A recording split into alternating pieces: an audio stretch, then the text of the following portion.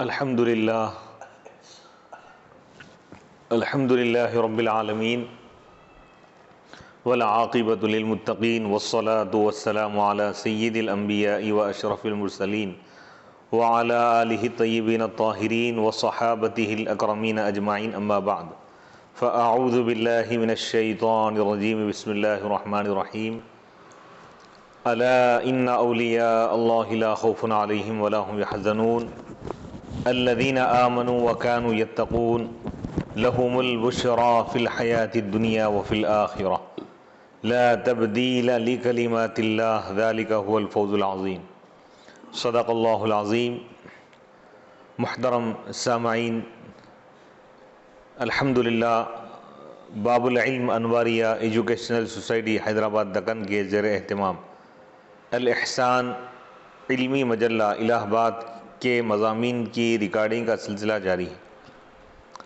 آج کی اس نشست میں دکن کی مایہ ناز علمی شخصیت یعنی میری مراد ہے حضرت العلامہ مولانا حافظ وقاری پروفیسر ڈاکٹر سید بدیع الدین صابری صاحب قبلہ مدد اللہ العالی، صدر شعبہ عربی عثمانیہ یونیورسٹی کے مضمون حضرت جنید بغدادی علمی تبحر اور روحانی مشاغل کی ریکارڈنگ الحمدللہ کی جا رہی ہے۔ حضرت جنید بغدادی رحمۃ اللہ علیہ علمی تبحر یعنی حضرت کی علمی جو مہارت ہے اس کے متعلق ہے، اور روحانی مشاغل یعنی ذکر و اذکار اور تصوف کے آپ کے جو طریقے ہیں اس کے متعلق ہے۔ علم کی تین قسمیں، علم من اللہ، پہلی قسم بتا رہے ہیں کہ علم من اللہ جسے شریعت کہا جاتا ہے، یعنی وہ علم جو اللہ کی جانب سے، یہ علم شریعت، اس کو علم شریعت کہتے ہیں۔ اور علم مع اللہ، اللہ کے ساتھ علم یعنی وہ علم مقامات و درجات اولیاء اور علم طریق حق ہے، یعنی علم مع اللہ کا مطلب یہ ہے کہ مقامات اللہ کے قرب کے جو مقامات ہیں، اللہ کے قریب ہونے کے لیے اولیاء اللہ کے پاس جو مقامات ہیں ان مقامات کا علم، اس کو جاننا۔ اور اولیاء کے درجات، تمام اولیاء ایک ہی درجے کے نہیں ہیں، بعض اولیاء کو بعض پر فضیلت دی گئی، تو ان کے درجات سے بھی واقفیت۔ اور علم طریق حق، حق کا جو راستہ ہے اس کے طریقے کو جاننا، یہ علم مع اللہ ہے۔ اور علم کی تیسری قسم ہے علم باللہ، اس کو علم معرفت کہا جاتا ہے، یعنی اللہ کو جاننا، اللہ کو پہچاننا۔ وہ اولیاء جن کو ان تینوں علوم سے حظ وافر ملا ہے، یعنی بہت بڑا حصہ ملا ہے، ان میں سے ایک سید الطائفہ یعنی جماعت اولیاء کے سردار، ایک سید الطائفہ ابو القاسم حضرت جنید بن محمد زجاج قواریری بغدادی علیہ رحمت و رضوان کا شمار ہوتا ہے۔ آپ کے آبا و اجداد کا تعلق نہاوند سے ہے، ایک علاقے کا نام ہے نہاوند، اور آپ کی جائے ولادت یعنی آپ کی پیدائش کا مقام اور نشو و نما بغداد میں بھی، یعنی آپ بغداد میں ہی یعنی بغداد میں پیدا ہوئے اور وہیں بڑے ہوئے۔ حضرت جنید بغدادی جس طرح طریقت کے امام الائمہ ہیں، طریقت کے جتنے امام گزرے ہیں ان کے بھی آپ امام ہیں، اسی طرح آپ شریعت کے بھی امام ہیں۔ آپ نے حضرت امام شافعی کے شاگرد حضرت ابو ثور سے فقہ میں تلمذ حاصل کیا، فقہ میں حضرت امام شافعی کے شاگرد ہیں۔ آپ کے استاذ کا نام حضرت ابو ثور ہے، اور انہی کے مذہب کے مطابق ان کی موجودگی میں 20 سال کی عمر میں فتویٰ دینا شروع کیا۔ حضرت جنید بغدادی اپنے ماموں حضرت سری سقطی رحمۃ اللہ علیہ، حارث محاسبی اور محمد بن علی قصاب علیہ رحمہ کے علوم سے فیض یاب، ان کے علوم سے آپ فائدہ حاصل کیا۔ آپ کی ذات علماء کے لیے زینت تھی، اس لیے آپ کے معاصرین آپ کو طاؤس العلماء کے لقب سے پکارتے تھے۔ طاؤس یعنی مور، علماء کے مور، یعنی مور جس طرح تمام پرندوں میں زیادہ خوبصورت اور یعنی عظیم پرندہ کہلاتا ہے، اسی طرح آپ علماء میں بے مثال معاصرین یعنی آپ کے زمانے کے لوگ طاؤس العلماء کا لقب دیا۔ آپ کے ماموں اور آپ پیر و مرشد حضرت سری سقطی اور رحمۃ اللہ علیہ بھی عظمت و طریقت میں آپ کی امامت کے قائل تھے، یعنی ماموں خود اپنے بھانجے حضرت جنید بغدادی رحمۃ اللہ علیہ کی عظمت کے قائل تھے، امامت کے بھی۔ ایک مرتبہ لوگوں نے حضرت سری سقطی رحمۃ اللہ علیہ سے پوچھا کہ کیا کوئی مرید اپنے پیر سے بلند مرتبہ ہوا ہے؟ آپ نے فرمایا ہاں، اور اس کا ثبوت ظاہر ہے کہ حضرت جنید کا درجہ میرے درجے سے بلند ہے۔ سبحان اللہ سبحان اللہ۔ صاحب اقتباس الانوار لکھتے ہیں کہ آپ بالاتفاق مشائخ کے مقتدی اور پیشوا ہیں، یعنی تمام مشائخین کے آپ پیشوا یعنی امام ہیں، تمام مشائخ آپ کے مقتدی ہیں اور آپ ان کے امام ہیں، سب آپ کی رہنمائی میں چلتے ہیں، آپ سب کے رہنما ہیں۔ الشیخ فی قومی کالنبی فی امتی، شیخ اپنی قوم میں ایسا ہوتا ہے جیسے نبی اپنی امت میں، گویا محض آپ کی شان میں وارد ہوئی ہے۔ یعنی یہ قول کے صحیح حقدار اگر کوئی ہے تو حضرت جنید بغدادی رحمۃ اللہ علیہ ہو رہا ہے۔ حضرت عارف باللہ سیدی عبد الوہاب شعرانی رحمۃ اللہ علیہ اپنے طبقات، اپنی کتاب طبقات میں رقم دراز ہیں، یعنی لکھتے ہیں عراق کے 8 اوتاد ہیں، یعنی بڑے بڑے جو اولیاء ہیں ان کو اوتاد بولتے ہیں۔ حضرت معروف کرخی فرسٹ، حضرت معروف کرخی، سیکنڈ نمبر پہ حضرت امام احمد بن حنبل، تھرڈ نمبر پہ بشر حافی، اور فورتھ نمبر پہ منصور بن عمار، پانچویں حضرت جنید رحمۃ اللہ علیہ، چھٹویں سری سقطی، ساتویں سہل بن عبداللہ تستری، اور آٹھویں حضرت شیخ عبد القادر جیلانی رضی اللہ تعالیٰ عنہ اجمعین۔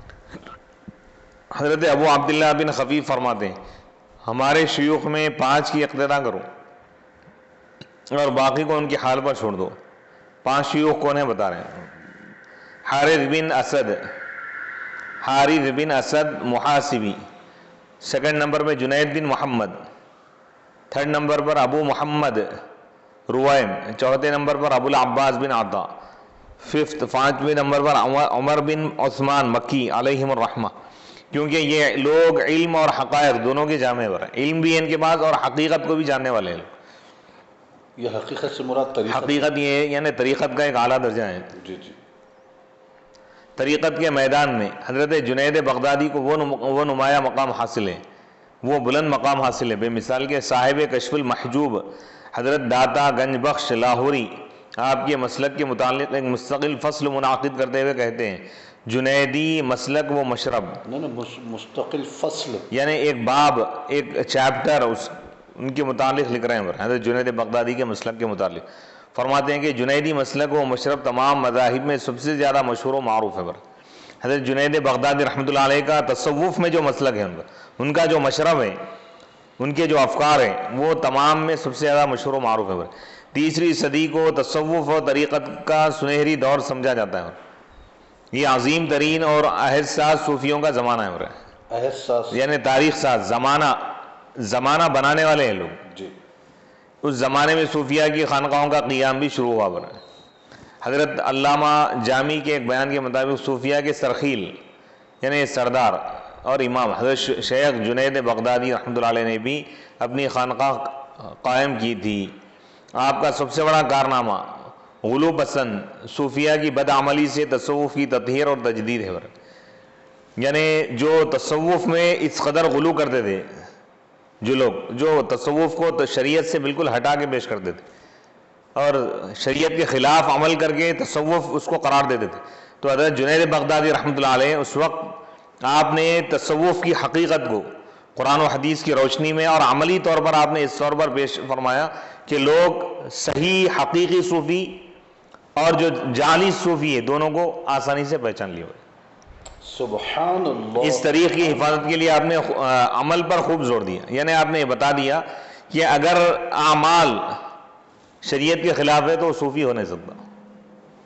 شریعت اور طریقت دونوں کا جامع ہونا چاہیے، اور بغیر شریعت کے طریقت کا کوئی تصور نہیں ہے۔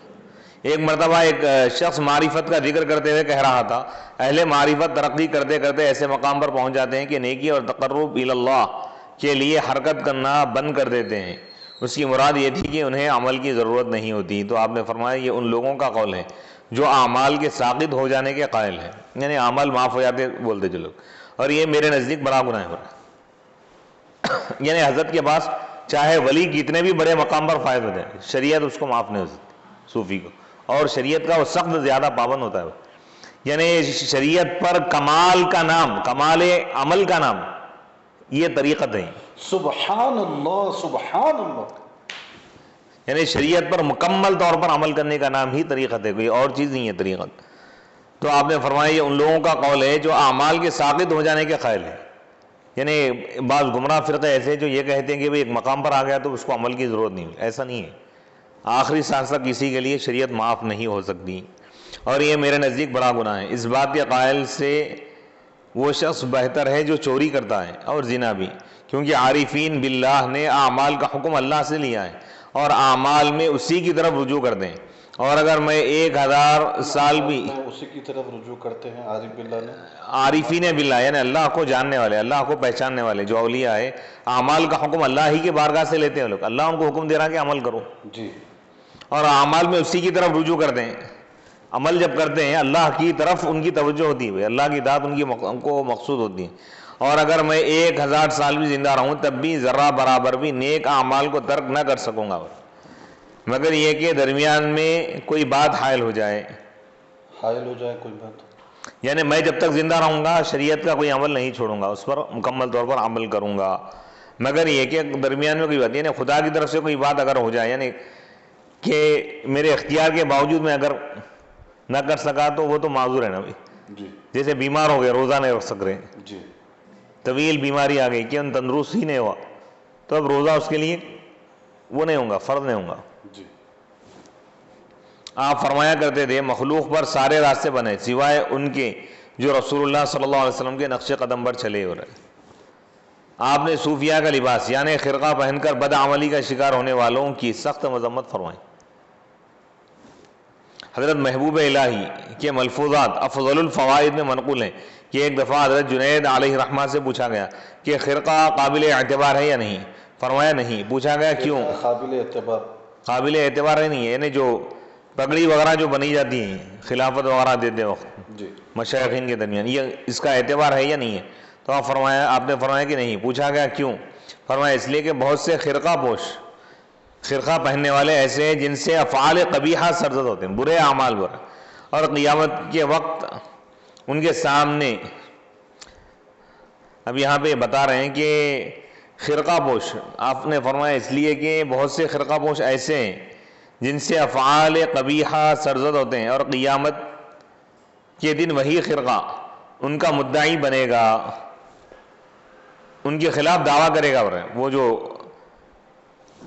یعنی وہ لوگ شملہ بن لیے تھے یا خرقہ پہن لیے تھے آبا، ایسے اشخاص دوزخ کے مستحق ہوں گے۔ محض خرقہ معتبر نہیں بلکہ خرقہ اس خرقہ پوش کی وجہ سے قابل اعتبار ہوتا ہے جو اسے پہن کر اس کا حق ادا کرے، ایسے شخص کی خرقے کی عزت ہوتی ہے۔ یعنی لباس مقصود نہیں ہے، یہ بولنا چاہ رہے ہیں، عمل مقصود ہے، عمل مقصود ہے، عمل کے بغیر چاہے کوئی بھی لباس پہن لو اس کا اعتبار نہیں۔ یعنی ایسے بدعمل لوگوں کو خلافت بھی نہیں دینا چاہیے، مرید بھی بننے کے اہل نہیں ہے لوگ، خلافت تو بہت دور کی بات ہے، واہ واہ، شریعت کی پابندی کے بغیر کوئی اعتبار نہیں۔ ہائے ہائے ہائے، اور ایک موقع پر فرمایا ہر روز ہمارے باطن میں یہ ندا کی جاتی ہے کہ لیس الاعتبار بالخرقہ، ندا، یہ آواز ہمارے باطن میں آتی ہے بھائی، ہر روز ہمارے باطن میں یہ ندا کی جاتی ہے، صدا، آواز، کہ لیس الاعتبار بالخرقہ انما الاعتبار بالحرفہ ہو رہا ہے، عربی زبان کا یہ محاورہ ہے، یعنی خرقے کا کوئی اعتبار نہیں، خرقہ یعنی چادر یا شملہ عمامہ وغیرہ، صرف حرفہ یعنی عمل کا اعتبار ہے، حرفہ یعنی پیشہ، تصوف کے پیشے میں اگر مہارت ہے یعنی اس کا حق ادا کر رہا تو اس کا اعتبار ہے۔ سبحان اللہ، کیا بات ہے، آپ شریعت کا بے انتہا باس و لحاظ کرتے تھے، آپ کا یہ قول مشہور ہے علمنا مشید بالکتاب والسنہ، ہمارا علم کتاب و سنت سے مستحکم ہے، یعنی ہمارے علم کی پختگی قرآن اور حدیث کی وجہ سے، یعنی ہمارا علم قرآن اور حدیث کی وجہ سے یعنی معتبر ہے، قرآن اور حدیث سے ہٹ کے نہیں ہے ہمارا علم، اسی کے مطابق ہے اور اسی سے ماخوذ ہے، ماخوذ ہے، اسی سے لیا گیا ہے۔ ہر وہ طریق جو کتاب و سنت کے خلاف ہو مردود اور باطل ہے، یعنی قرآن و حدیث کے خلاف جو بھی راستہ نکالا جائے گا، جو بھی علم ہوگا وہ باطل ہے، اس کا اعتبار ہی نہیں ہے۔ کیا بات ہے، بے شک، علمی تبحر، علمی مہارت کے متعلق بتا رہے ہیں حضرت جنید بغدادی رحمۃ اللہ علیہ، ایک علم کا تعلق قابلیت سے ہے اور ایک کا تعلق قبولیت سے، جس کا تعلق قبولیت سے ہوتا ہے وہ مقبول ہوتا ہے۔ اللہ تعالیٰ نے حضرت جنید بغدادی رحمۃ اللہ علیہ کے علم معرفت کو قبولیت عامہ عطا فرمایا، مقبولیت عامہ یعنی پوری دنیا کے سامنے اب مقبول ہو گئے پورے۔ حضرت خواجہ بندہ نواز غیث الدراز علیہ رحمت و رضوان نے فرمایا حضرت جنید کے زمانے میں بہت سے مردان کامل تھے لیکن علم میں کوئی ان سے بڑھ کر نہ تھا، اور حضرت امام شعرانی رحمت اللہ علیہ نے فرمایا حضرت جنید علم میں قطب تھے اوہ، جبکہ سہیل تستری مقام میں قطب تھے حضرت بایزید بستامی رحمۃ اللہ علیہ حال میں قطب تھے اور اگر کوئی مخالفت کی نیت سے ایک مرتبہ بھی آپ کی مجلس میں جاتا تو آپ کی علمی تبحر کا اعتراف کے بغیر نہیں لوٹتا تھا. یعنی حضرت جنید بغدادی رحمۃ اللہ علیہ کے خلاف یا ان پر اعتراض کرنے کی نیت سے اگر کوئی جاتا تو محفل میں ان کا اعتراف کے بغیر اٹھ نہیں سکتا تھا. رسالہ قشیریہ میں منقول ہے کہ حضرت عبداللہ بن سعید بن کلاب سے کہا گیا مفتی صاحب اعتراف کا ایک آسان مطلب کیا ہے؟ اعتراف یعنی قبول مانے بغیر، ایکسیپٹ کیے بغیر. جی جی جی. رسالہ قشیریہ میں منقول ہے کہ حضرت عبداللہ بن سعید بن کلاب سے کہا گیا کہ تم ہر شخص کے کلام پر جرح کیا کرتے ہو اور یہاں جنید نامی ایک شخص ہے، کیا تم اس پر بھی اعتراض کر سکتے ہو یا نہیں؟ جرح یعنی اعتراض کرنا، تنقید کرنا. چنانچہ وہ آپ کے حلقے میں حاضر ہوا اور حضرت جنید سے توحید کے تعلق سے سوال کیا تو انہوں نے ایسا جواب دیا کہ عبداللہ حیران ہو گئے اور کلام کے دہرانے کی درخواست کی تو حضرت جنید نے عبارت بدل کر بات دہرائی. اس پر عبداللہ نے کہا یہ تو کوئی اور ہی بات ہے جو مجھے نہیں آتی، ذرا پھر دہرائیے. آپ نے اسی بات کو دوسری عبارت میں دہرایا، تکرار فرمائے، ریوائز کیا. عبداللہ نے کہا کہ آپ نے جو فرمایا مجھے یاد رکھنا ممکن نہیں، مجھے لکھ دیجیے. تو حضرت جنید نے فرمایا اگر آپ سلوک کا راستہ طے کر چکے ہو تو میں لکھ دیتا ہوں. اس پر عبداللہ کھڑے ہو گئے اور آپ کی فضیلت اور آپ کی شان بلند کا اعتراف کیا، مان لی. آپ کی فکر بچپن ہی سے علمی تھی اور اس کی دلیل یہ ہے کہ حضرت جنید علیہ رحمہ خود فرماتے ہیں میں ابھی 7 سال کا تھا اور سری سقطی رحمۃ اللہ علیہ کے سامنے کھیل رہا تھا. اس وقت ان کے سامنے ایک جماعت شکر کے متعلق گفتگو کر رہی تھی تو آپ نے مجھ سے پوچھا شکر کیا ہے، شکر کیا ہے، گفتگو کر رہے تھے. حضرت جنید بغدادی رحمۃ اللہ علیہ کیا بچپن کا واقعہ ہے. جی. آپ کی فکر بچپن ہی سے علمی تھی. اس کی دلیل یہ ہے کہ حضرت جنید علیہ رحمہ خود فرماتے ہیں میں ابھی 7 سال کا تھا اور سری سقطی رحمۃ اللہ علیہ کے سامنے کھیل رہا تھا. اس وقت ان کے سامنے ایک جماعت شکر کے متعلق گفتگو کر رہی تھی، یعنی بحث کر رہے تھے. تو آپ نے مجھ سے فرمایا کہ شکر کیا ہے. تو میں نے عرض کیا اللہ تعصی اللہ بنعمہ، کہ تو اللہ کے احسان کے بدلے اس کی نافرمانی نہ کرے. اس پر حضرت سری علیہ رحمہ نے فرمایا اللہ تعالی عن قریب تجھے زبان عطا کرے گا. حضرت جنید بغدادی 17 نمبر نمبر 17 حضرت جنید بغدادی کی علمی شان کی مقبولیت کی بڑی وجہ یہ ہے کہ حضور اکرم صلی اللہ علیہ وسلم کی نگاہ عنایت آپ کے شامل حال تھی. آپ علم سے مزین ہونے کے باوجود ابتدا میں وعظ نہیں کرتے تھے. آپ مزین یعنی آراستہ ہونے کے باوجود بھی، علم ہونے کے باوجود بھی آپ ابتدا میں تقریر نہیں فرماتے تھے، وعظ نہیں فرماتے تھے. آپ کا خود بیان ہے کہ حضرت سری علیہ رحمہ لوگوں کو وعظ کرنے کا حکم کرتے تھے. میں وعظ کرنے میں جھجک محسوس کرتا تھا اور میں اپنے آپ کو اس کا اہل نہ سمجھتا تھا. میں نے ایک جمعہ کی رات حضور نبی کریم صلی اللہ علیہ وسلم کو خواب میں دیکھا. آپ صلی اللہ علیہ وسلم نے مجھ سے فرمایا لوگوں کو وعظ کرو. میں اٹھ کر صبح ہونے سے پہلے ہی حضرت سری کے دروازے پر آیا اور دستک دی. انہوں نے کہا تم نے ہماری بات نہیں مانی یہاں تک کہ نبی کریم صلی اللہ علیہ وسلم نے تم سے فرمایا. دوسرے دن حضرت جنید جامع مسجد میں لوگوں کو وعظ کرنے کے لیے بیٹھے. لوگوں میں یہ بات پھیل گئی کہ جنید لوگوں کو وعظ فرمانے لگے ہیں. تو ایک عیسائی لڑکا بھیس بدل کر اٹھا اور آپ سے عرض کی کہ اے شیخ رسول اللہ صلی اللہ علیہ وسلم کے اس فرمان کے کیا معنی ہے؟ اتقوا فراست المؤمن فإنه ينظر بنور اللہ، مومن کی فراست سے بچو کیونکہ وہ اللہ کے نور سے دیکھتا ہے. فراست یعنی باطنی جو اس کی نگاہ ہے. جی ہاں. تو حضرت جنید نے اپنے سر کو جھکایا پھر اپنے سر کو اٹھا کر فرمایا تو مسلمان ہو جا کیونکہ تیرے اسلام لانے کا وقت آ گیا ہے. وہ لڑکا مسلمان ہو گیا. سبحان اللہ سبحان اللہ. آپ کی مجلس میں شرکت کی برکت سے اہل علم کے علوم ترقی پاتے تھے. یعنی اہل علم بھی آپ کی محفل میں اگر آتے ہیں تو ان کے علم میں ڈیولپمنٹ ہوتا تھا، ترقی ہوتی تھی اور انکریزڈ یعنی ان کا علم اور بڑھتا تھا.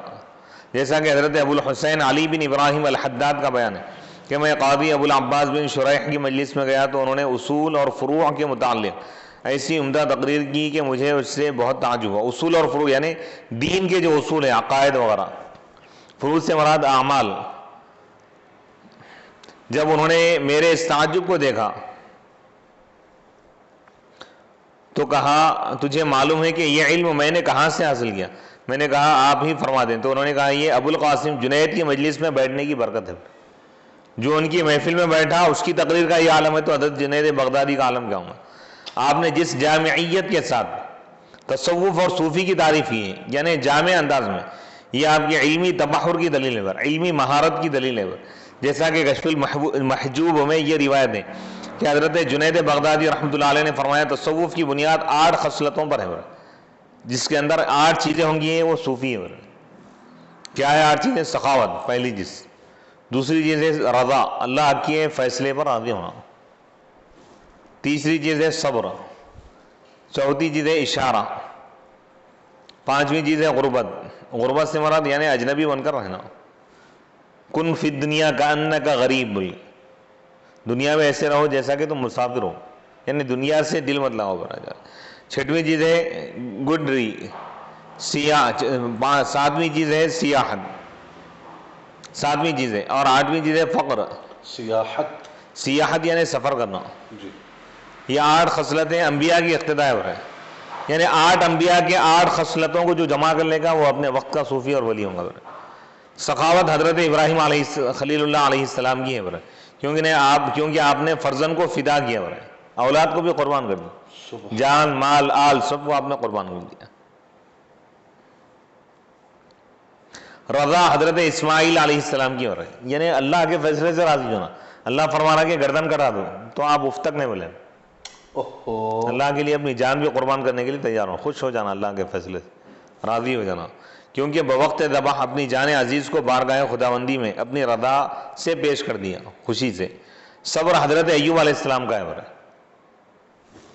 کہ آپ رب کی طرف سے آئی ہوئی ابتلا و آزمائش پر ثابت قدم رہے. ابتلا کے معنی بھی آزمائش، یعنی بیماری، جو طویل بیماری آپ کو اللہ تعالیٰ عطا فرمایا تھا اس پر آپ ثابت قدم رہے.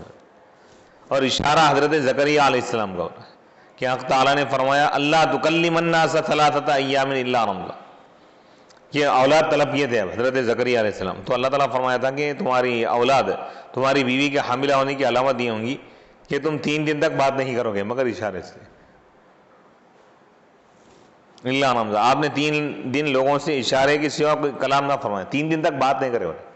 تو کم بات کرنا یہ بھی ایک تصوف میں داخل ہے. سبحان اللہ. ضرورت کی جو بات ہے بس ختم، بس باقی کی چیزیں اشارے سے ہو کرنا. اشارہ زکریا علیہ السلام کے جیسا ہو رہا ہے. اسی سلسلے میں ارشاد ہے اذ نادى ربہ نداء خفیا، ہو رہا ہے انہوں نے اپنے رب کو آہستہ پکارا. اور غربت حضرت یحییٰ علیہ السلام کی ہو رہا ہے کہ وہ اپنے وطن میں مسافروں کے مانند رہے ہوئے، کوئی سامان نہیں، کوئی متاع دنیا نہیں تھی اب، اور خاندان میں رہتے ہوئے اپنوں سے بیگانہ رہے ہوئے.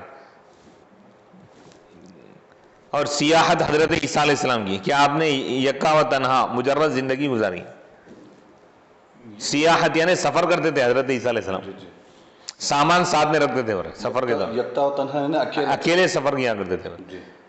اور سوائے ایک پیالے و کنگھی کے کچھ پاس نہ رکھا ہوا ہے. جب انہوں نے دیکھا کہ کسی نے اپنے دونوں ہاتھوں کو ملا کر پانی پیا ہے تو انہوں نے پیالہ بھی توڑ دیا. کسی شخص کو دیکھے کہ بھئی دونوں ہاتھوں کو ملا کے پانی پی رہا، تو حضرت دیکھے کہ پیالے کی کیا ضرورت ہے جب اللہ تعالیٰ ہاتھ دے دیا، پیالہ بھی توڑ دیا. اللہ اکبر. یعنی دنیا کی کوئی چیز پاس نہیں رکھے. جب انہوں نے دیکھا کہ کسی نے اپنے دونوں ہاتھوں کو ملا کر پانی پیا ہے تو انہوں نے پیالہ بھی توڑ دیا. اور جب کسی کو دیکھا کہ انگلیوں سے بالوں میں کنگھی کر رہا ہے تو کنگھی بھی توڑ دی. گدڑی یعنی صوف کا لباس ہو رہا ہے. گدڑی سے مراد کیا ہے؟ اون کا جو کپڑا رہتا نا وہ پہنا. حضرت موسیٰ علیہ السلام کا ہو رہا ہے، موسیٰ علیہ السلام اون کے کپڑے پہنتے تھے، صوف کہ انہوں نے ریشمی، انہوں نے پشمینی کپڑے، اون کے کپڑے پہنے.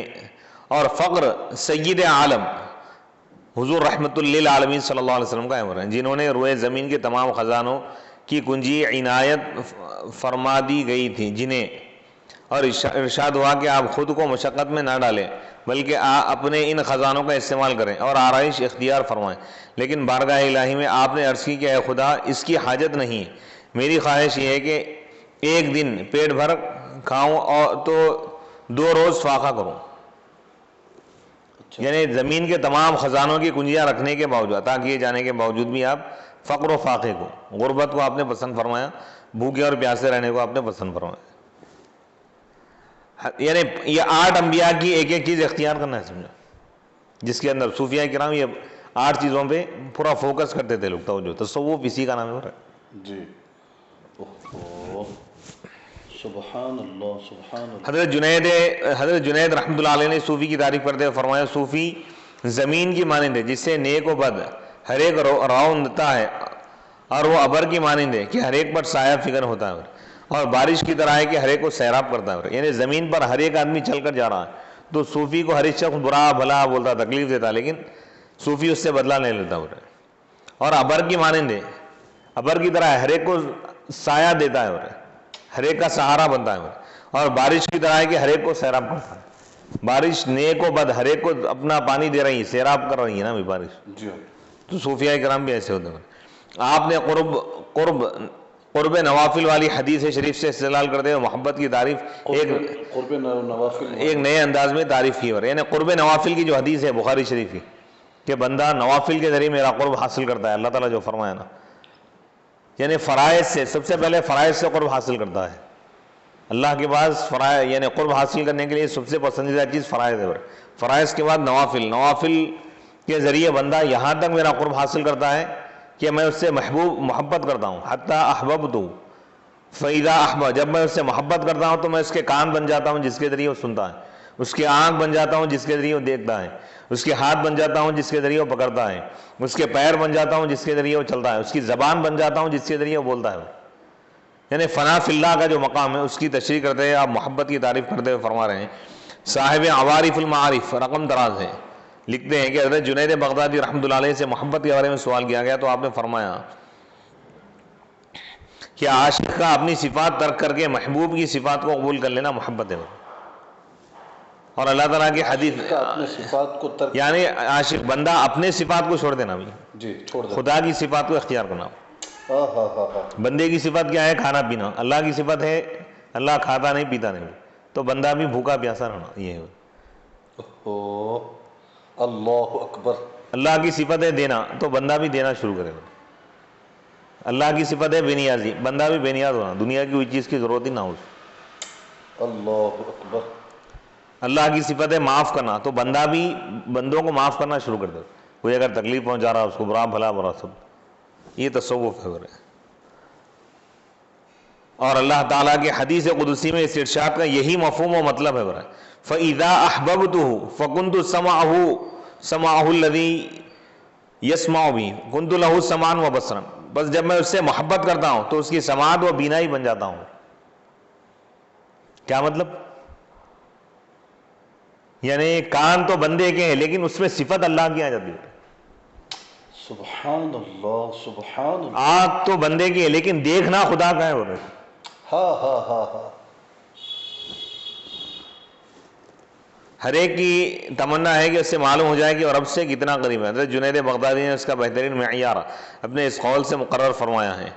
بتا رہے ہیں معیار، اس کا پیمانہ کیا ہے بتا رہے ہیں. اللہ تعالیٰ بندوں کے دلوں سے اتنا ہی قریب ہوتا ہے جتنا وہ بندوں کے دلوں کو اپنے سے قریب پاتا ہے.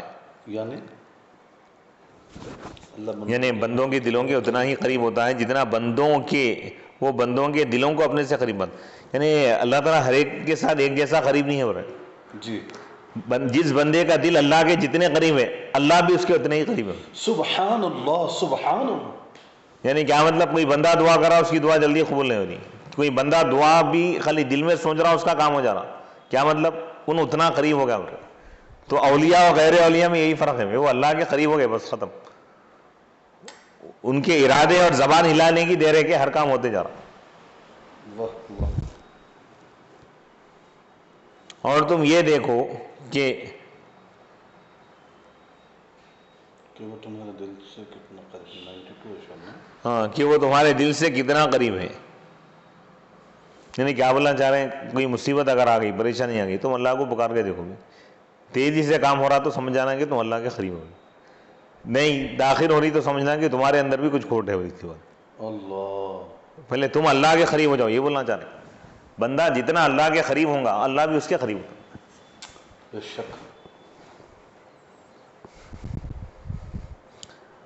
کتاب اللہ کے اسرار وہ حقائق پر آپ کی گہری نظر دی ہو رہے. اسرار یعنی رموز، اس کے باریک جو باتیں ہیں، نکات، راز کی باتوں پر. قرآنی آیت سے آپ کے استدلالات، اس کی بین دلیلیں.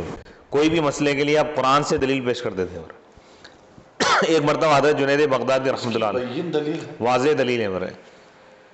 ایک مرتبہ حضرت جنید بغدادی رحمۃ اللہ علیہ، حضرت محمد بن سیرین اور حضرت ابو العباس بن عطا رحمہ اللہ ایک جگہ جمع تھے. قوال نے چند اشعار پڑھے، دونوں باہم وجد کرنے لگے اور حضرت جنید ساکن بیٹھے رہے یعنی خاموش. وہ کہنے لگے اے شیخ اس سماع میں آپ کا کوئی حصہ نہیں ہے. حضرت جنید نے اللہ تعالیٰ کا یہ قول پڑھا تحسبها جامدۃ وہی تمر مر السحاب. تم ان کو جامد اور ساکن خیال کرتے ہو حالانکہ وہ گزرنے والے بادلوں کی مانند گزر جاتے ہیں. یعنی کیا مطلب؟ وَتَرَى الْجِبَالَ تَحْسَبُهَا جَامِدَةً. اللہ تعالیٰ فرما رہا ہے کہ تم پہاڑوں کو دیکھو گے کہ تم اس کو سمجھو گے کہ وہ ایک جگہ ٹھہرے ہوئے ہیں جبکہ وہ گزر رہے ہیں بادل کی طرح ہو رہے ہیں. تو یہ دونوں صوفیہ یہ سمجھ رہے ہیں کہ انہوں خاموش بیٹھے ہوئے ساکن. تو حضرت فرما رہے کہ تم دیکھنے میں یہ سمجھ رہے لیکن میں روحانی طور پہ سیر کر رہا ہوں. جیسے سبحان اللہ سبحان. ابن شاہین نے حضرت جنید سے ماں کے معنی دریافت کیے تو آپ نے فرمایا ماں کے دو معنی ہیں. ماں کے معنی ساتھ وت. انبیاء کا ذکر ہو تو اس سے مراد مدد اور حفاظت ہے ہو رہا ہے. جیسے اللہ تعالیٰ اگر یہ فرمایا انبیاء سے کہ میں تمہارے ساتھ ہوں، ساتھ کا کیا مطلب ہے؟ اللہ تعالیٰ نے فرمایا اننی معکما اسمع وارا. حضرت موسیٰ اور حضرت ہارون کو اللہ تعالیٰ فرعون کے دربار میں بھیجتے اور کیا فرمایا؟ قال لا تخافا اننی معکما، تم دونوں مت ڈرو بے شک میں تم دونوں کے ساتھ ہوں. اسمع، میں سن بھی رہا ہوں دیکھ بھی رہا ہوں. تو ماں سے مراد مدد، یعنی میں تمہاری مدد بھی کروں گا تمہاری حفاظت بھی کروں گا. سبحان اللہ. اگر عوام کا ذکر ہو تو اس سے علم اور احاطہ مراد ہے. میں عام مومنین کے ساتھ ہوں اگر اللہ یہ فرما رہا ہے وہ ہوا معکم اینا، تو مطلب میں تم کو جانتا ہوں اور تم کو گھیرا ہوا ہوں میں. جیسے اللہ تعالیٰ نے فرمایا ما یکون من نجوا ثلاثۃ الا هو رابعهم. 3 افراد کی سرگوشی گفتگو نہیں ہوتی مگر ان میں چوتھا اللہ ہوتا ہے.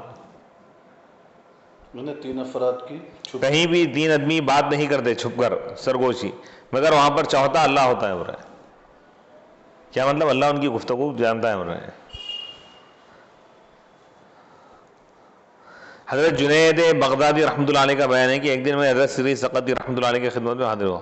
وہاں ایک شخص کو دیکھا جس پر غشی طاری ہے، بے ہوشی. میں نے عرض کی اس سے کیا ہوا؟ فرمایا اس نے قرآن پاک کی ایک آیت سنی اور غشی طاری ہوگی، بے ہوش ہو گیا ہو. میں نے کہا اس پر وہی آیت دوبارہ پڑھی جائے. جب آیت پڑھی گئی تو اس سے فاقہ ہو گیا، ہوش میں آ گیا. حضرت سری سقطی رحمۃ اللہ علیہ کا آیت پڑھے ہوئے ایک شخص کے سامنے، وہ آیت سن کے وہ بے ہوش ہو گیا، پریشان ہو گیا اب کیا کرنا ہے اس کو. تو حضرت جنید بغدادی فرمایا کہ جس آیت کے پڑھنے سے ان بے ہوش ہوا وہی آیت دوبارہ اس کے سامنے پڑھو. دوبارہ پڑھتے ہی ہوش میں آ گیا. پھر حضرت سری سقطی رحمۃ اللہ علیہ پوچھے کہ آپ کو یہ کیسے معلوم ہوا کہ وہی آیت پڑھنے سے ہوش میں آ جائیں گا بلکہ یہ حل؟ تو اب حضرت فرمایا حضرت یوسف علیہ السلام کی قمیض کے سبب حضرت یعقوب علیہ السلام کی آنکھوں کی بینائی متاثر ہوئی تھی. حضرت یعقوب علیہ السلام یوسف علیہ السلام کو اپنے بیٹوں کے ساتھ بھیج دیے تھے نا سیر و تفریح کے لیے. جی. تو وہ لوگ لے جا کے کنویں میں ڈال دیے اور ان کی قمیض لے کے آئے خون لگا کے. کیا بولے ایک بھیڑیا کھا لیا بولے. تو وہ قمیض کو دیکھ دیکھ کر آپ اتنا روئے کہ آپ کی بینائی چلے گا آپ میں. پھر یوسف علیہ السلام مصر میں چلے گئے، بادشاہ بن گئے، پھر ان کے بیٹے وہاں پہنچے، حالات سنائے تو آپ اپنا قمیض دے کے بھیجے، یہ لے جا کے ان کی آنکھوں پہ ڈال دو. وہ یہ قمیض ڈال دیے تو آنکھیں آ گئی. جس قمیض سے آنکھیں گئی تھی بینائی، اسی قمیض کو دوبارہ ڈالنے سے آنکھیں آ گئی بینائی. تو جس آیت کے پڑھنے سے اور سننے سے وہ بے ہوش ہوا، دوبارہ وہی آیت پڑھنے سے انہیں ہوش ہوا. تو یعنی اتنا باریک حضرت یعقوب یوسف علیہ السلام کے واقعے سے اس مسئلے کو آپ حل کر دیے. یہ قرآن سے آپ کا گہرا ربط ہے، ایمانی، روحانی اور علمی تعلق کی انتہا اور کمال ہے. واہ سبحان اللہ. اور اس کا استحضار ہے، یعنی فوراً اس کا جواب دے دینا قرآن کی روشنی میں، یہ آپ کا کمال علم ہے حضرت جنید بغدادی رحمۃ اللہ علیہ کا.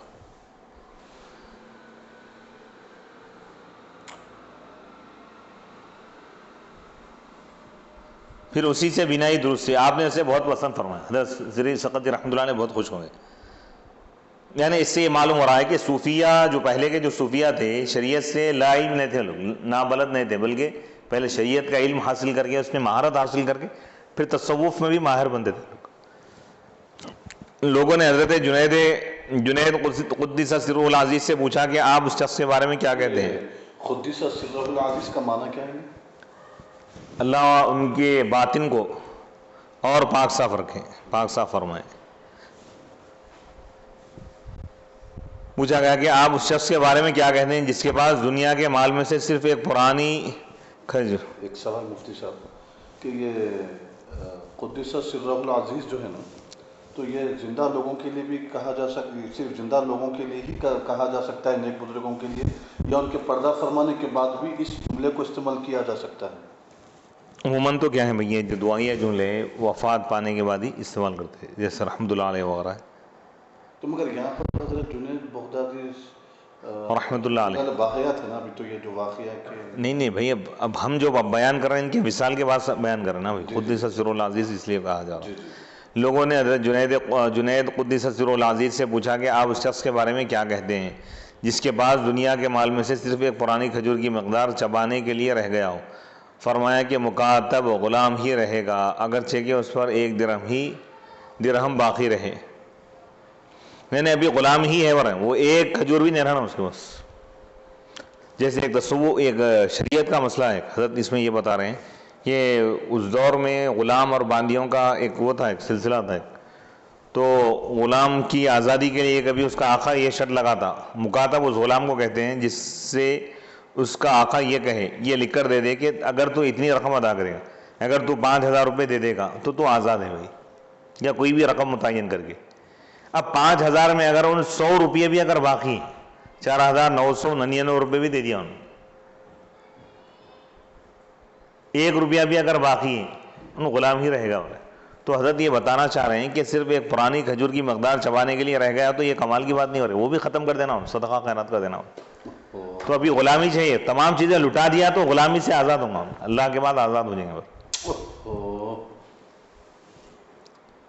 حضرت جنید بغدادی کے جو کچھ عالمانہ اور عارفانہ اقوال ہم تک پہنچے وہ کثیر ہونے کے باوجود قلیل ہے، اور بہت کئی اقوال ہیں حضرت کے، یہ تو چند پیش کیے جا رہے ہیں، اس لیے کہ آپ اسرار الہیہ کی حفاظت اور اخفاء کا حد درجے اہتمام فرماتے تھے، یعنی اللہ کے جو راز ہے، خدائی جو راز ہے، اللہ تعالیٰ اپنے خاص بندوں پر اس کو ظاہر فرماتا ہے، تو ان کو حکم بھی یہ ہوتا ہے کہ اس کو ظاہر نہ کریں، تو آپ اس کا خیال فرماتے تھے۔ جیسا کہ مروی ہے کہ آپ اکثر اپنے مرید حضرت شیخ شبلی رحمۃ اللہ علیہ سے فرماتے تھے کہ حجاب والوں کے سامنے اللہ تعالیٰ کا عقدہ نہ کھولا کرو، یعنی گھیٹی نہ کھولا کرو۔ حجاب یعنی پردے والے۔ روحانی مشاغل، اہل اللہ کے سارے روحانی مشاغل اس حدیث کی تفسیر ہوا کرتے ہیں، ان تعبد اللہ کانک تراہ فإن لم تکن تراہ فإنہ یراک۔ روحانی مشاغل یعنی روحانی جو مصروفیات ہیں، ایکٹیویٹیز،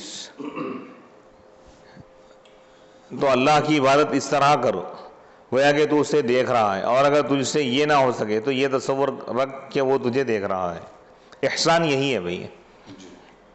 اس حدیث شریف کے مطابق حضرت جنید بغدادی رحمۃ اللہ علیہ کی ساری زندگی اور آپ کی روحانی مشاغل مراقبہ و مشاہدہ اور حضور و شہود پر مشتمل تھے۔ مراقبہ، مشاہدہ، حضور اور شہود یہ صوفیہ کے اصطلاحات ہیں۔ مراقبہ کا مطلب یہ ہے کہ اللہ کی صفات میں غور و فکر کرنا، کہ اللہ ہم کو دیکھ رہا ہے۔ علم یعلم بان اللہ یرا، اللہ تعالیٰ فرمایا کیا بندہ یہ نہیں جانتا کہ اللہ اس کو دیکھ رہا ہے؟ تو اللہ کے دیکھنے کا جب تصور بندے کے دماغ اور ذہن پر غالب آ جائے تو وہ گناہ سے بچتا۔ تو اس تصور کو صوفیہ کرام ایک تربیت، ایک پریکٹس، ایک ٹریننگ کے ذریعے اپنے اندر وہ پیدا کرتے تھے۔ مراقبہ، اللہ کی صفات کا، ہر صفت پہ مراقبہ کرتے تھے، اللہ کی طاقت اور قوت، قدرت۔ تو جب وہ کیفیت بندے کے اندر پیدا ہوں گی تو ان گناہوں سے پاک رہے گا۔ یہ صوفیہ کرام کا ہو رہا۔ اور یعنی اللہ کو ہم دیکھ رہے ہیں، یعنی اللہ کی قدرت کے جلووں کو دیکھ رہے ہیں، یہ مطلب۔ تو درجات ہی، کوئی مراقبے کی منزل پر فائز ہے، کوئی مشاہدے میں ہو رہا ہے۔ حضور و شہود پر مشتمل ہے۔ حضرت جنید بغدادی رحمۃ اللہ علیہ بیان کرتے ہیں کہ مجھ پر ایسا زمانہ بھی گزرا کہ تمام زمین و آسمان والے میری پریشانی پر روتے تھے، پھر ایسا زمانہ بھی آیا ہے کہ ان کے مفقود ہونے پر میں روتا تھا۔ اب ایسا زمانہ آ گیا، مفقود یعنی ان کے نہ ہونے پر میں روتا تھا۔ اب ایسا زمانہ آ گیا ہے کہ مجھے نہ اپنی خبر ہے نہ زمین و آسمان۔ یعنی ثنا فی اللہ کی منزل ہے. صاحب کشف المحجوب فرماتے ہیں یہ حضور حق کے متعلق بہترین اشارہ ہے. برائے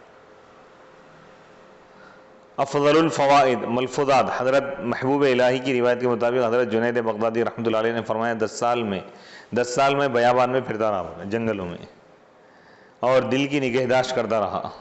اب 20 سال سے مجھ کو کسی کی خبر نہیں. پھر کہا کہ 20 سال حق تعالی جنید کی زبان سے بات کرتا رہا, لیکن جنید کا بیچ میں کوئی دخل نہ تھا اور نہ ہی خدا کی سوا کسی کو اس بات کی خبر تھی. اللہ فنا فی اللہ. آپ کی روحانی مشاغل میں سے ایک مشغلہ مراقبہ ہے, جیسا کہ صاحب کشف المحجوب نے فرمایا باطن کا مراقبہ جنیدیوں کا امتیاز ہے. باطن کا مراقبہ یعنی دل اور روح کے ذریعے جی اللہ کی صفات کا مراقبہ کرنا, یعنی اس میں غور و فکر کرنا, یہ جنیدی سلسلے کے لوگوں کی خصوصیت ہے. حضرت جنید بغدادی مشاہدے کے کس عظیم مرتبے پر فائز تھے اس کا کشف المحجوب کی اس روایت سے پتہ چلتا ہے. ایک شخص حضرت جنید بغدادی رحمۃ اللہ علیہ کے پاس آیا. آپ نے اس سے پوچھا کہاں سے آئے ہو؟ اس نے کہا حج کر کے آیا ہوں. آپ نے فرمایا حج کر لیا؟ اس نے کہا ہاں. آپ نے فرمایا جب تم اپنے مکان سے چلے, وطن سے کوچ کیا یعنی سفر کیے, کیا اس وقت تم نے گناہوں سے بھی کوچ کر لیا تھا؟ وطن سے کوچ کیا یعنی وطن کو چھوڑ دیا نا بھائی, وطن سے جدا ہو گئے, تو اس وقت تمہاری یہ کیفیت تھی یا نہیں تھی کہ تم گناہوں سے جدائی اختیار کیے تھے؟ نہیں, جس طرح وطن کو چھوڑ دیے گناہوں کو بھی چھوڑ دینا تھا. ہائے ہائے ہائے ہائے ہائے ہائے ہائے ہائے. اور ہر منزل میں اس کے بعد آپ یہ فرما رہے ہیں کیا اس وقت تم نے گناہوں سے بھی کوچ کر لیا تھا؟ اس نے کہا نہیں. فرمایا تم نے کوچ ہی نہیں کیا, یعنی گھر سے نکلے ہی نہیں, تم حج کیا کرے بلکہ بعد. اس کے بعد فرمایا جب تم گھر سے چلے اور ہر منزل میں رات کو قیام کیا تو کیا تم نے راہ حق کا بھی قیام طے کیا, یعنی رہنا رکنا قیام سے مراد. جی اس نے کہا نہیں. آپ نے فرمایا تم نے کوئی منزل طے نہیں کی. یہ دوبارہ پڑھی مفتی صاحب. ہر منزل میں رات کو قیام کیا.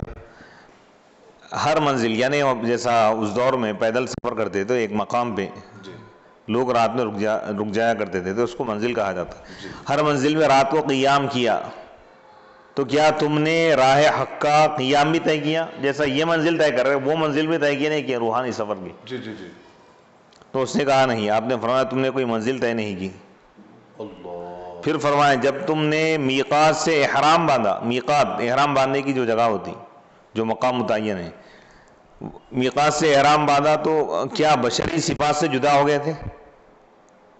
جیسا کہ تم کپڑوں سے جدا ہو گئے تھے. جب کپڑے اپنے یہ کپڑے تم الگ کر دیے اپنے جسم سے, عام جو کپڑے تھے نا بھی وہ الگ کر کے احرام باندھ رہے, تو اس وقت تمہارے گناہوں کا جو لباس تھا وہ بھی اتار دینا تھا. بشری جو صفات ہیں. اس نے کہا نہیں. تو فرمایا تو تم محرم بھی نہیں ہوئے برے, احرام باندھے ہی نہیں تم برے. پھر فرمایا جب تم نے عرفات میں وقوف کیا تھا, عرفات کے میدان میں وقوف ٹھہرنا, جی تو کیا مجاہدے کے لیے کشف میں بیٹھا تھا؟ اس نے کہا نہیں. فرمایا تمہارے عرفات کا وقوف بھی میسر نہ آیا برے, گویا کہ تم ٹھہرے ہی نہیں ہوئے. پھر فرمایا جب تم مزدلفہ میں اترے تھے اور تمہاری مراد بر آئی تھی, تمہاری مراد پوری ہوگی, تو کیا تم نے نفسانی خواہشات کو چھوڑ دیا تھا؟ اس نے کہا نہیں. فرمایا تم مزدلفہ کا نزول بھی تم کو حاصل نہ ہوا. پھر فرمایا جب تم نے خانہ کعبہ کا طواف کیا تھا تو کیا تم نے اپنے سر کی آنکھوں سے مقام تنزیہ میں حق تعالیٰ کے جمال کے لطائف کو بھی دیکھا تھا؟ اس نے کہا نہیں. فرمایا لطائف, جمال کے لطائف یعنی عمدگی, کمال. اس نے کہا نہیں. فرمایا تو طواف بھی حاصل نہ ہوا. پھر فرمایا جب تم نے صفا و مروہ کے درمیان سعی کی تھی تو صفا کا مقام اور مروہ کے درجے کا ادراک کیا تھا, اس کو پا لیے تھے؟ اس نے کہا نہیں. فرمایا ابھی سعی بھی نصیب نہیں ہوئی. پھر فرمایا جب مینا میں آئے, سعی کرنا جیسا صفا مروہ کے درمیان دوڑتے ہیں, جی جی سعی نہیں ہوئی ورنہ. پھر فرمایا جب مینا میں آئے تو کیا تمہاری ہستیاں تم سے جدا ہو گئی تھی؟ مینا کے معنی قربان کرنے گئے تھے. اس نے کہا نہیں. فرمایا ابھی تم مینا بھی نہیں پہنچے. پھر فرمایا تمہاری ہستیاں, ہستی یعنی تمہارا وجود بھی نہیں مٹا ہو رہا ہے, تو فرمایا ابھی تم مینا میں نہیں پہنچے. پھر فرمایا جب قربان گاہ میں تم نے قربانی کی تھی اس وقت تم نے نفسانی خواہشات کی بھی قربانی کی تھی یا نہیں؟ اس نے کہا نہیں. فرمایا بس تو قربانی بھی حاصل نہیں ہوئی. پھر فرمایا جب تم نے جمرات پر سنگ ریزے پھینکے تھے، شیاطین پر کنکریاں مارے تھے، اس وقت تمہارے جو نفسانی تمنائیں تھیں کیا ان سب کو بھی پھینک دیا تھا؟ اس نے کہا نہیں. فرمایا تم نے سنگ ریزے بھی نہیں پھینکے اور حج بھی نہیں کیا. جاؤ ان صفات کے ساتھ پھر حج کرو تاکہ مقام ابراہیم علیہ السلام تک رسائی حاصل ہو. حضرت جنید بغدادی رحمۃ اللہ علیہ کو یہ مقام کیسے حاصل ہوا اور خود ان کی زبانی سنی. یعنی صوفیہ اولیاء اللہ جو حج کرتے ہیں، مقام ابراہیم تک رسائی حاصل ہو، یعنی دوبارہ حج کرو ہو رہے ہیں. یہ اس انداز میں حضرت ابراہیم علیہ السلام باطنی طور پہ، حضور جس طرح باطنی طور پہ حج کی جو باطنی کیفیت کے ساتھ حج کی، حج کا ایک ظاہر ہے ایک باطن ہے، یہ بتانا چاہ رہے ہیں. تو نبی کا جو ظاہر ہے اس کی اتباع کرنا یہ شریعت ہے، اور نبی کا جو باطن ہے اس کی اتباع کرنا یہ طریقت ہے. جی جی. تو حضرت ابراہیم علیہ السلام، حضرت ابراہیم علیہ السلام ان مقامات پر جو مناسک ادا کی، ان کے دل کی جو کیفیت تھی اس وقت وہ کیفیت پیدا کرے ہو رہے ہیں. یعنی جس طرح حج کے لیے وطن سے جدا ہو رہے ہیں تو گناہوں سے بھی جدا ہو رہے ہیں. جس طرح مینا میں قربانی دے رہے ہیں تو نفسانی خواہشات کی بھی قربانی دے رہے ہیں. صفان بھائی ایک منٹ 94 ہے یہاں دیکھیں. ایک منٹ حضرت ابراہیم علیہ السلام کے مرتبے اور مقام کو بتایا جا رہا ہے کہ روحانی طور پہ کس طرح عبادتیں ادا کرنی چاہیے. یعنی یہ خالی ظاہری رسم کا نام نہیں ہے حج، یہ بولنا چاہ رہے ہیں، باطنی کیفیت اپنے اندر پیدا کریں.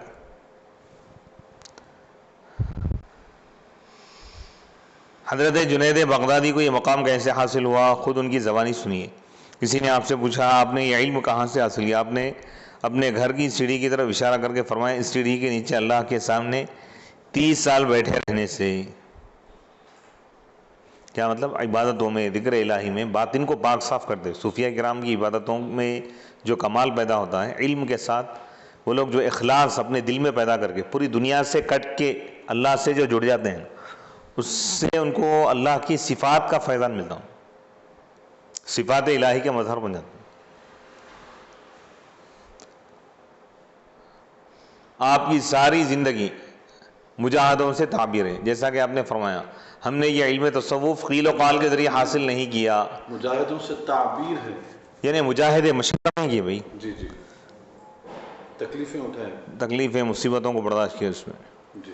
جیسا کہ آپ نے فرمایا ہم نے یہ علم تصوف قیل و قال سے حاصل نہیں کیا، خیل و خال کی یعنی خالی گفتگو سے نہیں بلکہ بھوک، ترک دنیا کو چھوڑنے سے، اور ترک معلوفات خواہشات کو چھوڑنے سے، اور مستحبات سے قطع تعلق کر کے پایا ہے. یعنی پسندیدہ جو چیزیں ہیں نا، انسان جو چاہتا ہے خواہشات کو چھوڑنے سے خدا کا قرب حاصل کیا. آپ نے اللہ تعالیٰ سے تقرب کے ہر قسم کے ذرائع کو اپنا محبوب مشغلہ بنا لیا. قرب الہی کے جو سورسز ہو سکتے ہیں، ایک صوفی کا وہی منشا ہوتا ہے خدا کے قریب ہونا میں، خدا کو پانا یہ صوفی اور تصوف کا مقصود ہے. اس کے لیے جو کرنا پڑے ہر چیز کو برداشت کرنے کے لیے تیار رہتے ہیں. عوارف المعارف، اور اس پہ استقامت ہوتی ہے. ایسا نہیں کہ ایک دن عبادت کیے دوسرے دن نہیں کی، ایسا نہیں، زندگی بھر عبادت پہ استقامت ہوتی ہے. عوارف المعارف کی روایت کے مطابق جہاں آپ صائم الدہر تھے، یعنی ہمیشہ روزہ رکھتے تھے، وہیں آپ کے معاملات میں نوافل کی کثرت بھی تھی. صاحب رسالہ قشیر، یعنی بہت زیادہ نوافل پڑھتے تھے فرائض کے علاوہ. صاحب رسالہ قشیریہ اپنے استاد حضرت ابو علی دقاق سے روایت کرتے ہیں کہ حضرت جنید رحمۃ اللہ علیہ ہر روز اپنی دکان پر آ کر پردہ لٹکا دیتے تھے اور 400 رکعات ادا کر کے گھر لوٹتے تھے. آپ کی دکان تھی شیشوں کی، کانچ کی گلاسز کی دکان تھی، تو اس میں بیٹھتے تو آپ پردہ ڈال لیتے، ڈال کے نوافل پڑھنا شروع کر دیتے.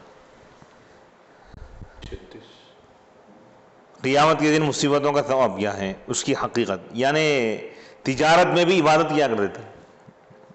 تجارت کر رہے ہیں لیکن اس خدا سے غافل نہیں، وہاں پر بھی اللہ کی عبادت کر رہے ہیں. سبحان اللہ. قیامت کے دن یہ نہیں کہ تجارت کرنا تصوف کے خلاف، ایسی بات نہیں ہے بھائی. دنیاوی معیشت بھی ایسا نہیں کہ جنگلوں میں بیٹھ گئے، یہ مطلب نہیں ہے. تجارت بھی کر رہے ہیں، عبادت بھی کر رہے ہیں. گراہک نہیں ہے، نماز شروع کر دی. تو یہ طریقہ بتا رہے ہیں صوفیہ کرام. یعنی خدا کی ذات کو مقصود بناؤ. یہ ضمنی چیزیں ہیں، کاروبار، تجارت، گھر دار، نوکری، جاب، اس کو آج انسان اصل مقصود یہی بنا لیا. اولیاء اللہ کا مقصود صرف اللہ ہے. اللہ مل گیا تو کئی کی تجارت، کئی کی بادشاہت. خدا کو پانے کے لیے بادشاہت کو بھی ٹھکرا دیا، ٹھوکر مار دیا، عہدوں کو، ہر چیز کو. بھائی صرف اللہ ہونا پڑا. لا مقصود الا اللہ ان کا کلمہ ہے صوفیہ کا. صرف اللہ کی ذات مقصود. سبحان تو خدا جہاں ملے وہاں پا لے رہے ہیں. کبھی جنگلوں میں جا کے خدا کو پا رہے ہیں، کبھی ویرانوں میں، کبھی غاروں میں، کبھی تنہائی میں، کبھی محفل میں، کبھی صبر میں، کبھی شکر میں، کبھی فقر میں، کبھی زہد میں، کبھی آنسوؤں میں، کبھی خوشی میں.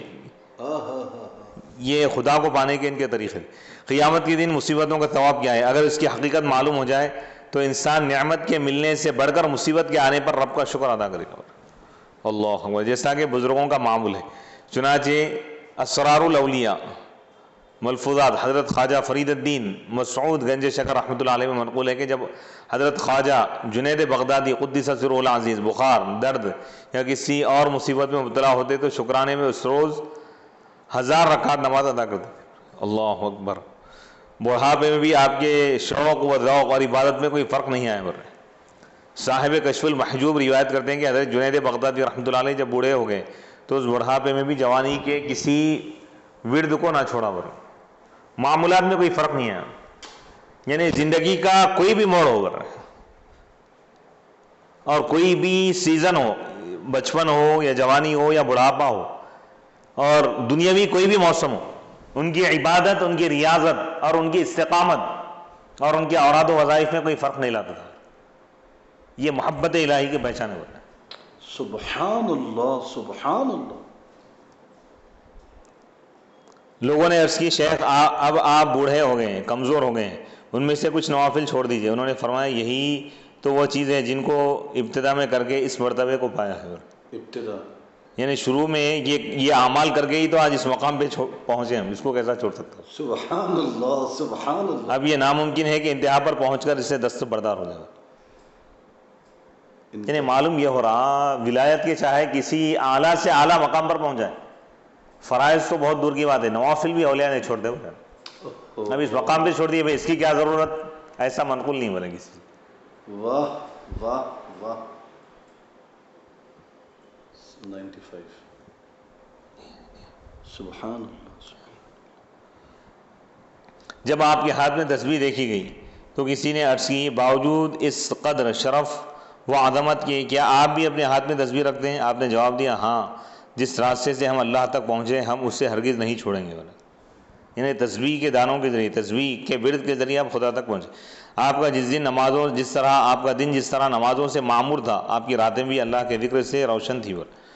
صاحب افضل الفوائد نقل فرماتے ہیں کہ رات بھر اللہ اللہ کرتے اور یہ شعر پڑھتے تھے ملم یکن للوصال اہلا فکل احسان لہ ذنوب. حضرت فرما رہے ہیں رات بھر اللہ اللہ کرتے اور یہ شعر پڑھتے تھے کہ ملم یکن للوصال اہلا فکل احسان لہ ذنوب. جو وصال کا اہل نہیں تو اس کی ہر نیکی گناہ ہے. اللہ اکبر. یہ بہت گہرے معنی ہے اس سے. یعنی جو خدا سے ملنے کے قابل ہی نہیں ہے، ان چاہے لاکھ عبادتیں کریں، اس کی عبادت گناہ ہے. اللہ. جو عبادت خدا کے قریب نہ کر سکے وہ عبادت ہی کیا ہے. یعنی عبادت میں وہ کمال پیدا کرو، وہ لذت پیدا کرو، وہ کیف پیدا کرو، وہ سرور پیدا کرو، اللہ کا قرب محسوس ہو رہے ہیں، اللہ ہر جگہ تم کو محسوس ہو، اللہ کی معیت، اللہ کا ساتھ رہنا، اس کے آثار تمہاری زندگی میں محسوس ہوگا. تمہیں اکیلا پن محسوس نہ ہو. مصیبت بھی آئے تو اللہ ساتھ ہے بھائی. مصیبت میں بھی ایسا خوش رہے جیسا کہ دولت کے ملنے اور فرحت خوشیوں کے ملنے سے انسان خوش ہوتا ہے. ملم یکن للوصال اہلا، جو وصال کا اہل نہیں تو اس کی ہر نیکی گناہ ہے. جو خدا کے ملنے کے قابل نہیں بن سکا تو اس کے چاہے کتنے بھی عبادتیں ہوں سب گناہ ہی ہو. اللہ. یعنی خدا کو نہیں پایا تو کچھ پایا ہی نہیں. ورنہ کیا بات ہے. ہائے ہائے ہائے. سبحان اللہ سبحان اللہ. ہائے ہائے آپ کا کوئی وقت ایسا نہیں گزرتا جو ذکر الہی سے خالی ہو رہا ہے. اللہ اکبر. تصوف کی ریڑھ کی ہڈی ہے بولتے ذکر الہی 24 گھنٹے. کامل صوفی وہ ہے جس کی زندگی کا ایک لمحہ بھی ذکر الہی سے خالی نہیں. یعنی ذکر قلبی، دل سے ذکر کے وہ عادی ہو جاتے ہیں. بھائی آرام کر رہے ہیں لیکن دل اللہ کا ذکر کرتا. نبی پاک علیہ الصلوۃ والسلام کی صفت بھی یہی تھی. بخاری شریف کی حدیث ہے، حضور حضرت عائشہ فرماتے ہیں کہ کانا یذکر اللہ علی کل احیان. حضور 24 گھنٹے اللہ کا ذکر کرتے تھے. سبحان اللہ سبحان اللہ. آپ کا کوئی وقت ایسا نہیں گزرتا جو ذکر الہی سے خالی ہو. صاحب رسالہ قشیریہ روایت کرتے ہیں حضرت جنید سے کہا گیا لا الہ الا اللہ کہیے، تو فرمایا میں اسے بھولا نہیں ہوں کہ اسے یاد کروں. اور کہا وحاضر فی القلب یعمرہ لست انساہ فاذکرہ فہو مولایا ومعتمدی ونصیبی منہ اوفرہ. وہ تو دل میں حاضر ہے جس سے دل آباد ہے، میں اسے بھولتا نہیں ہوں کہ یاد کروں. ذکر کے معنی اس لیے بعض علماء بولے نا ذکر کرو کا کیا مطلب؟ ذکر اللہ، اللہ کا ذکر کرو، اللہ کو یاد کرو. تو صوفیہ بولے کہ ہم اللہ کا ذکر کیوں کریں بھائی، ہم اللہ کو بھولے ہی نہیں. کیا بات. 24 گھنٹے اللہ کے ذکر میں ہیں. ذکر وہ کرے جو بھول گیا ہے.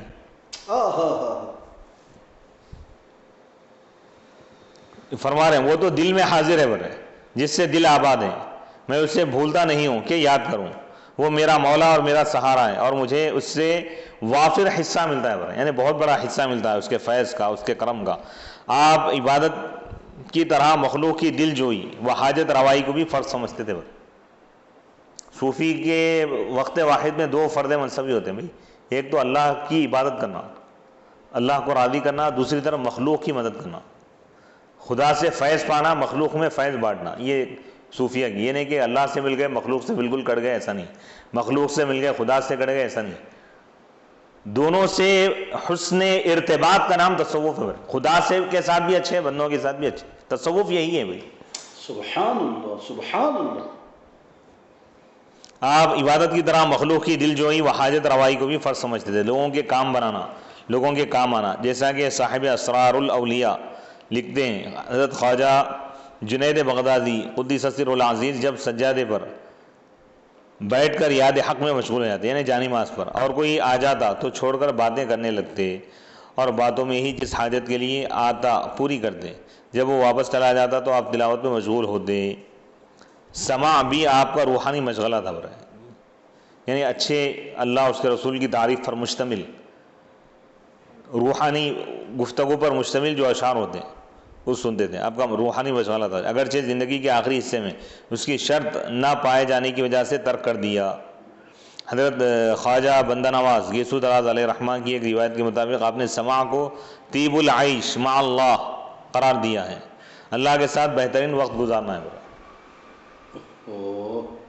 حضرت امام شاہرانی نقل فرماتے ہیں کہ حضرت جنید بغدادی رحمۃ اللہ علیہ نے فرمایا فقراء پر 3 مقامات پہ رحمت کا نزول ہوتا ہے.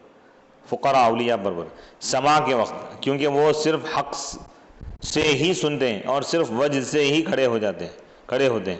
کھانا کھاتے وقت برا ہے کیونکہ وہ صرف فاقے سے ہی کھاتے رہے، بھوکے اور پیاسے رہتے ہوئے. اور علم کے مذاکرے کے وقت پر ہے کیونکہ وہ صرف اولیاء اللہ کے احوال ہی کا تذکرہ کرتے ہوئے. صاحب عوارف المعارف لکھتے ہیں سرکار بندہ نواز کیا ہے یہ فرمائے کہ فقراء پر 3 مقامات میں رحمت کا نزول ہوتا ہے.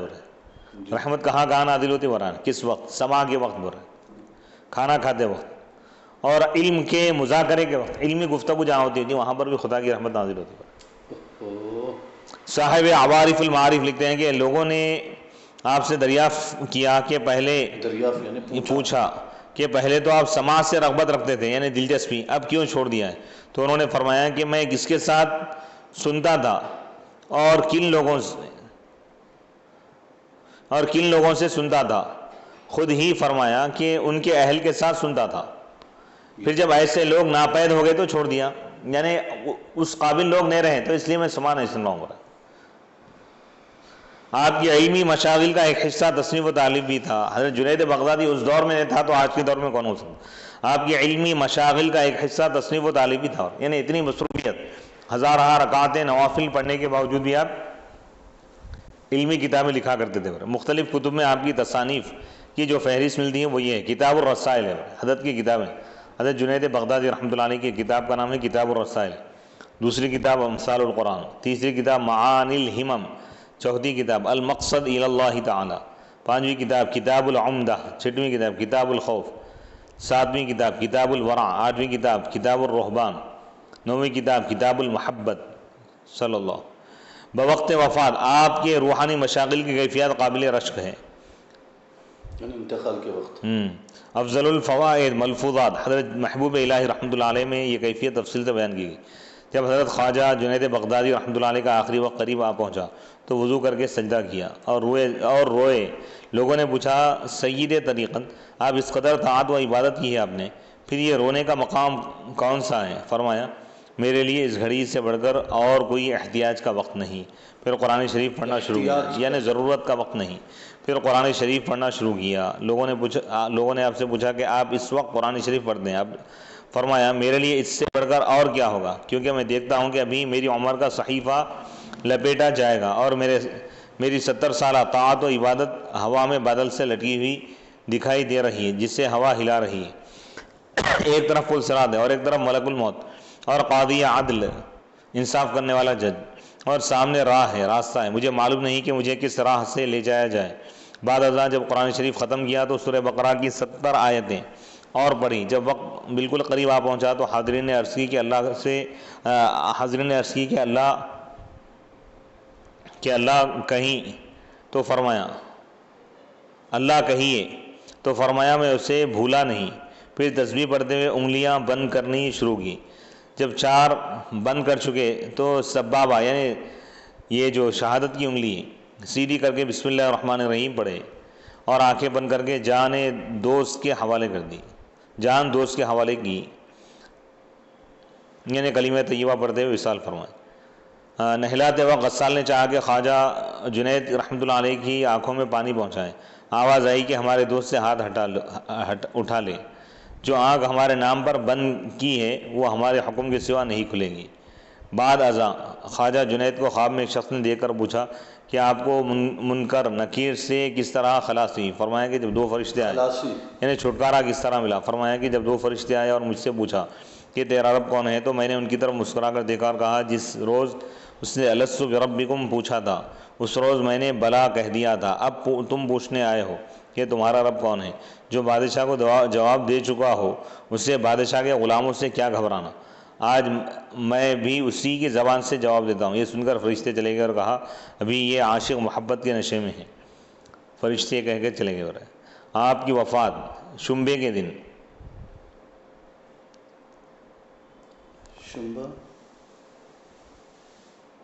ہفتے کے دن 27 رجب 297 ہجری کو ہوئی، جبکہ آپ کی عمر شریف 90 سال کی تھی، 90 سال.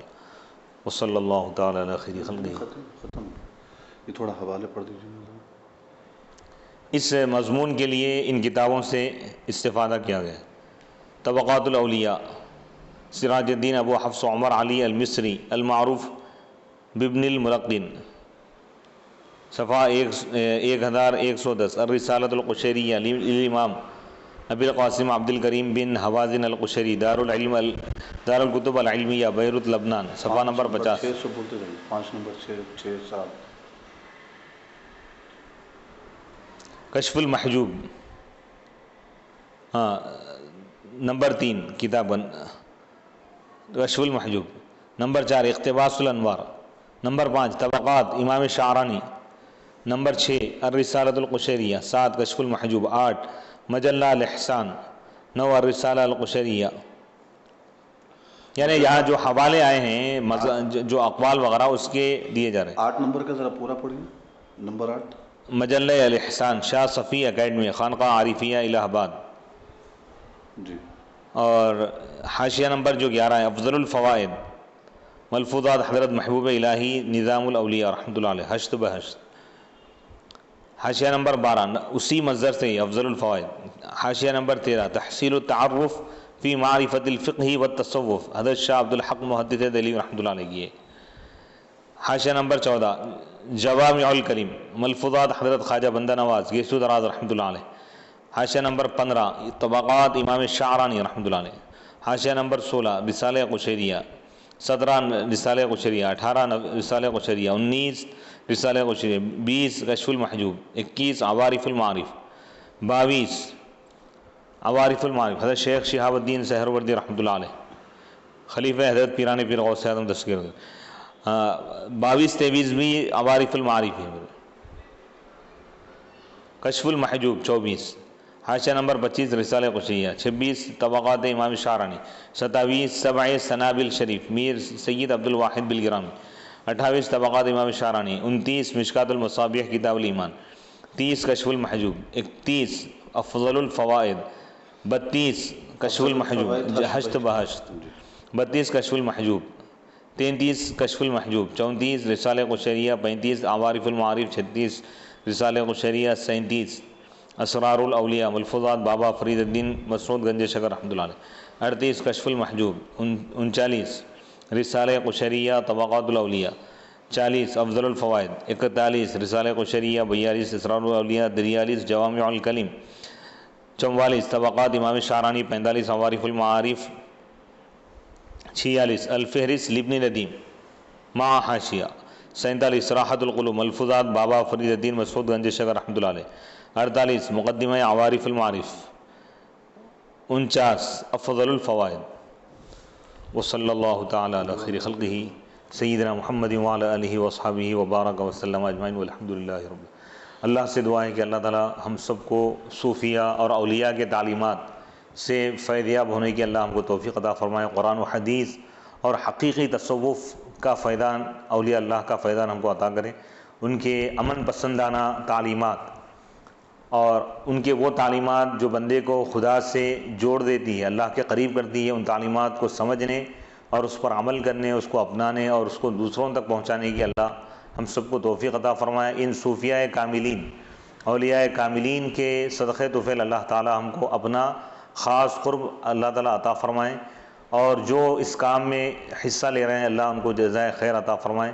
صوفیاء کا فیضان اللہ ہم سب کو، ہماری اولاد کو، سب کو اس کا فیضان عطا فرمائے، اور جو صاحب الاحسان مجلے کے جو ایڈیٹر ہیں اور جو اس کے فاؤنڈر ہیں، اللہ تعالیٰ ان سب کو جزائے خیر عطا فرمائیں اور تصوف پر کام کرنے کی انہیں اور توفیق عطا فرمائیں۔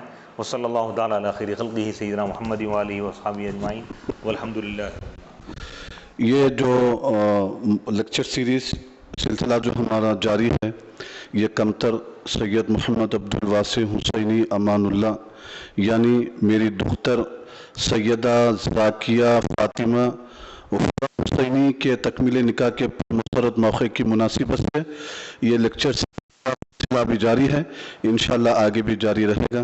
اللہ عز و جل کی بارگاہ میں دعا ہے کہ لکھنے والوں کو، سننے اور سنانے والوں کو، ہم سب کو اللہ تعالیٰ اس پر عمل کی توفیق عطا فرمائے، اور ڈاکٹر سید بدی الدین صابری صاحب میرے استاد محترم قبلہ کو اللہ صحت عاجلہ و کاملہ عطا فرمائے، آپ کے علم اللہ اور برکت عطا فرمائے، اور صحت و عافیت کے ساتھ راضی عمر عطا فرمائے، آمین اللہم آمین۔ السلام علیکم ورحمۃ اللہ وبرکاتہ۔